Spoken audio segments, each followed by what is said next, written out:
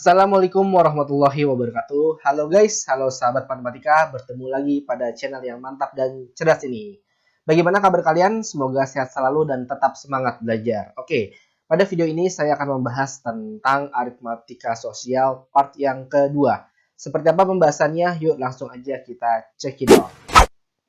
Oke, jika pada video yang pertama saya sudah membahas tentang poin A, yaitu memahami keuntungan dan kerugian, untung rugi impas, persentase untung, dan persentase rugi, maka pada video ini saya akan membahas tentang poin yang B, menentukan bunga tunggal, angsuran, suku bunga, dan diskon. Dan untuk poin C, bruto, neto, dan tara akan saya bahas pada part yang ketiga, yaitu pada video berikutnya.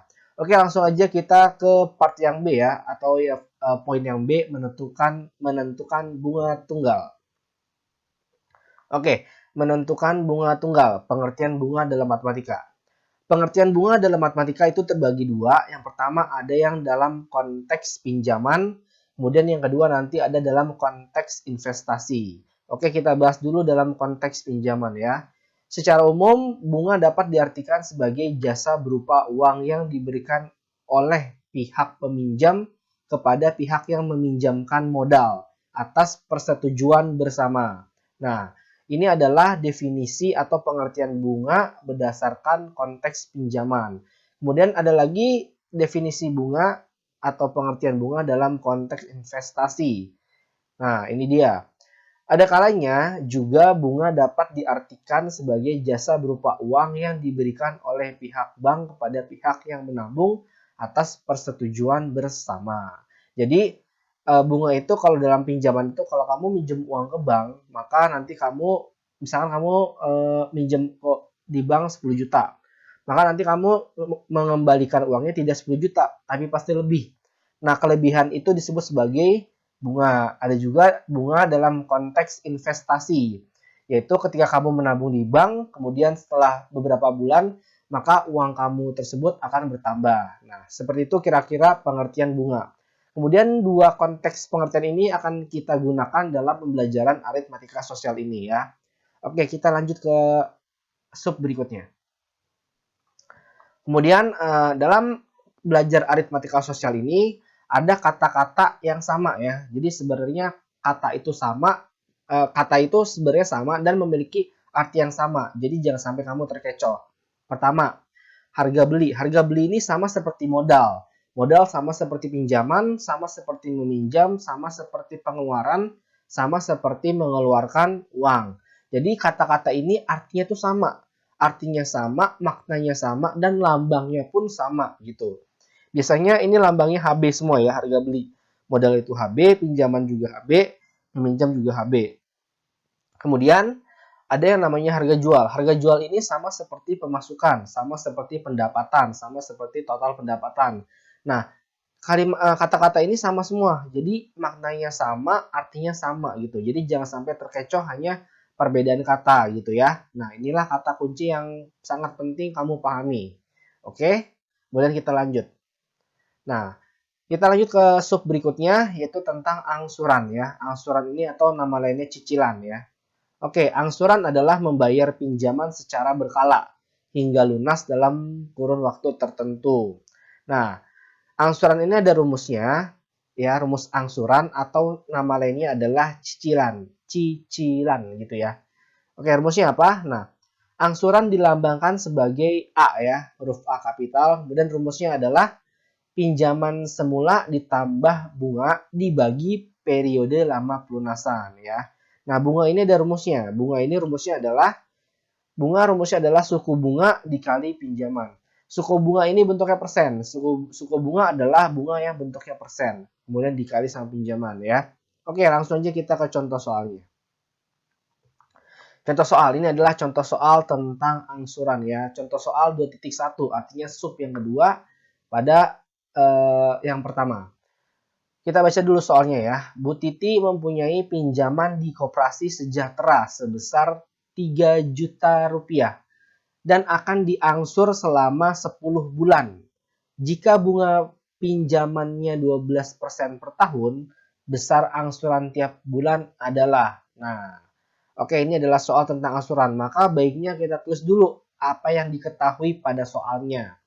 Pertama di sini kita dapat bahwa pinjaman 3 juta ya. Maka diketahui pinjamannya 3 juta, pinjamannya Bu Titi. Kemudian dia akan menyicil selama 10 bulan. Akan dikembalikan selama 10 bulan ya. Nah, kemudian dikasih bunganya itu dalam bentuk persentase, yaitu suku bunganya adalah 12% per tahun. Nah, ini namanya suku bunga, bentuknya persen.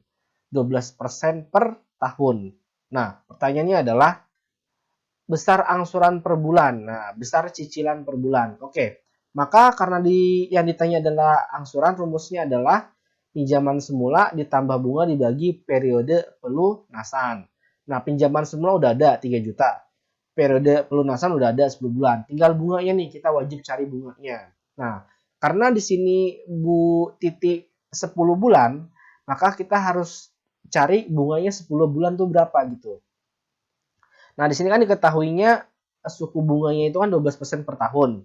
Maka kita wajib mencari suku bunganya selama 10 bulan. Jadi kalau setahun 12%, maka 10 bulan itu berapa persen gitu. Gimana caranya? Nah, caranya seperti ini ya. Langkah pertama kita cari dulu suku bunga 10 bulan berapa. Karena dari suku bunga ini nanti kita bisa dapat bunganya. Nah, mencari suku bunga selama 10 mencari suku bunga selama 10 bulan, maka caranya adalah suku bunga per tahun 12% harus dibagi dengan 12. Karena setahun itu kan 12 bulan. Kemudian karena dia mintanya 10 bulan, maka harus dikali 10. Nah, 12 bagi 12 1. 1 kali 10 10. Dapatlah 10%. Maka suku bunga selama 10 bulan yaitu 10%. Nah, ketika sudah dapat suku bunganya, barulah kita dapat bunga.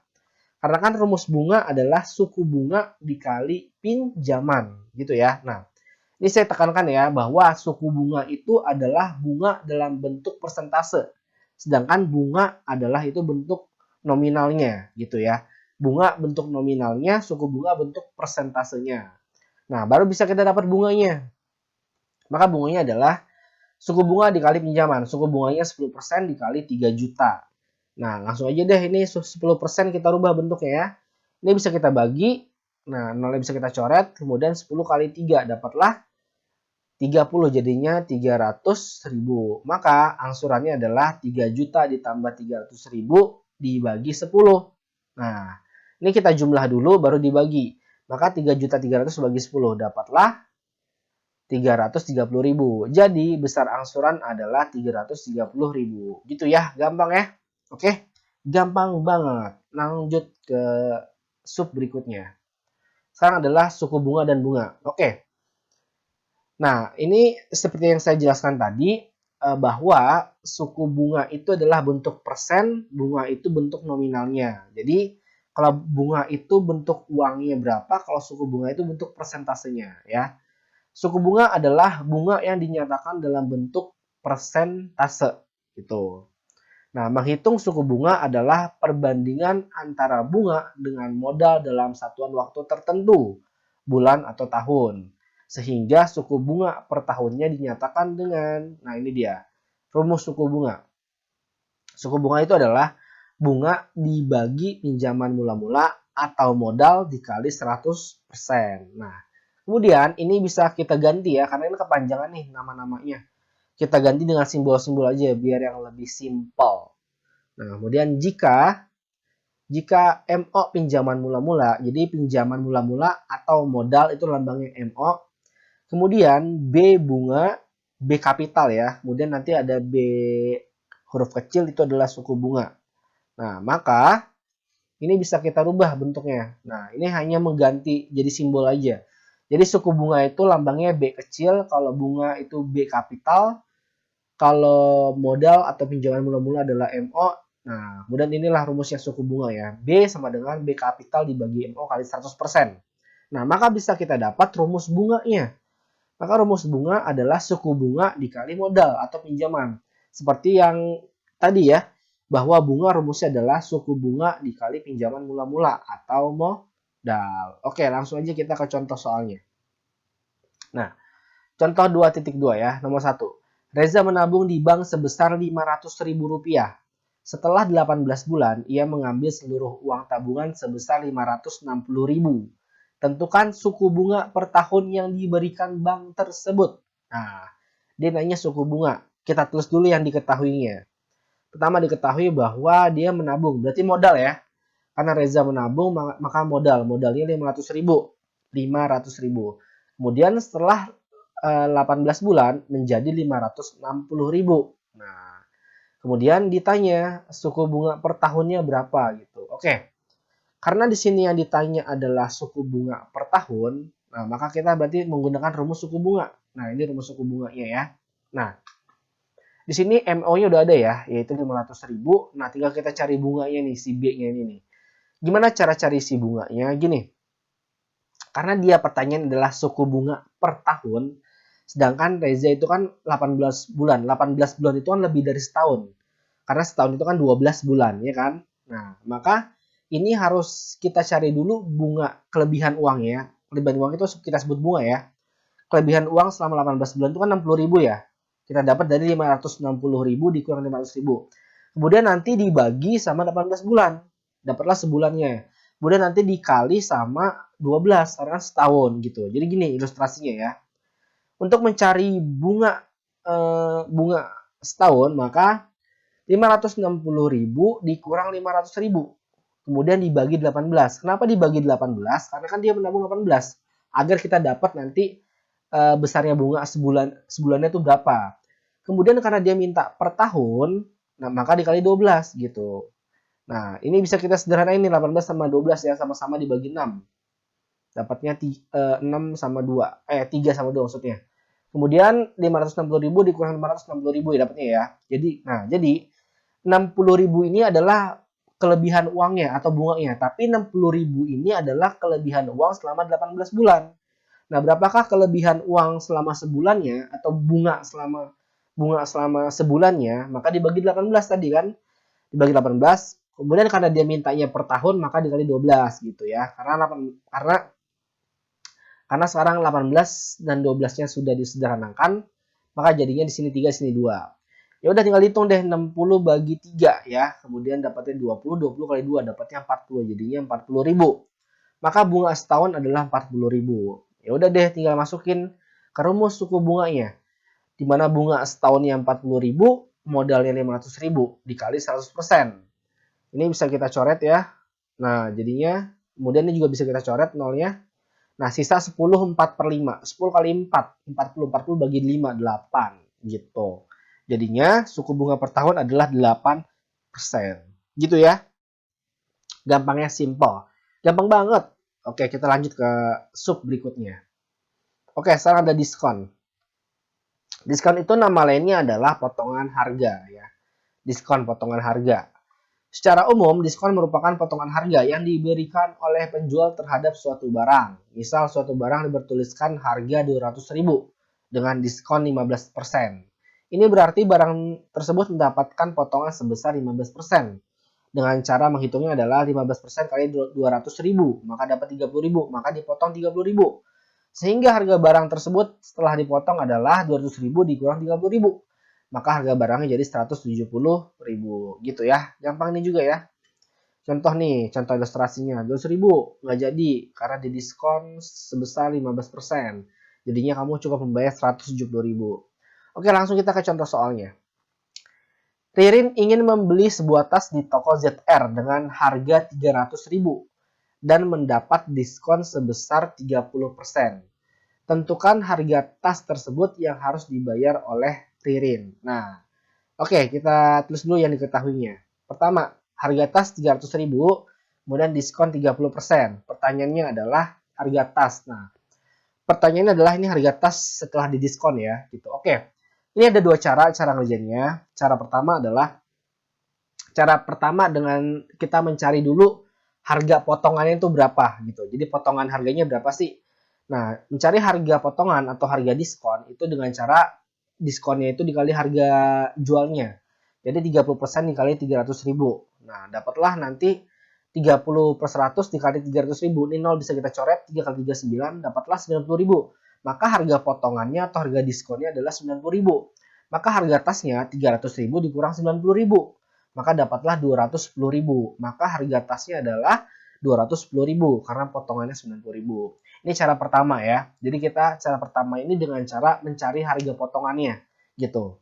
Nah, cara kedua ini bisa langsung. Cara kedua ini adalah kita langsung dapat hasilnya berapa? Harga tas diskonnya. Karena dia didiskon 30%, maka kan sisanya adalah 70%. Maka 70% itu adalah harga tasnya 70%. Nah, berarti langsung aja 70% dikali 300.000 gitu. Nah, persentase harganya kan total itu kan pasti 100% ya. Jadi 100% dikurang 30%, dapatlah 70%. Nah, berarti 70% ini kita pakai karena 70% ini adalah harga tasnya setelah dipotong 30%. Maka tinggal dikali 70% dikali 300.000. Nah, ini bisa kita coret 7 kali 3 21 dapatlah 210.000 ya kan? Nah, ya udah deh, maka harga tas tersebut adalah 210.000. Nah, simple. Jadi untuk soal diskon seperti ini ada dua cara. Silakan kamu mau pilih cara yang mana yang menurut kamu paling gampang gitu ya. Oke, segitu dulu video pada part 2 ini. Ya, setelah ini ada soal latihan, silakan kamu kerjakan ya. Tulis lengkap dengan caranya dan jangan lupa untuk like, comment, and subscribe. Oke, saya Rai pamit undur diri. Mohon maaf apabila ada salah kata. Wassalamualaikum warahmatullahi wabarakatuh.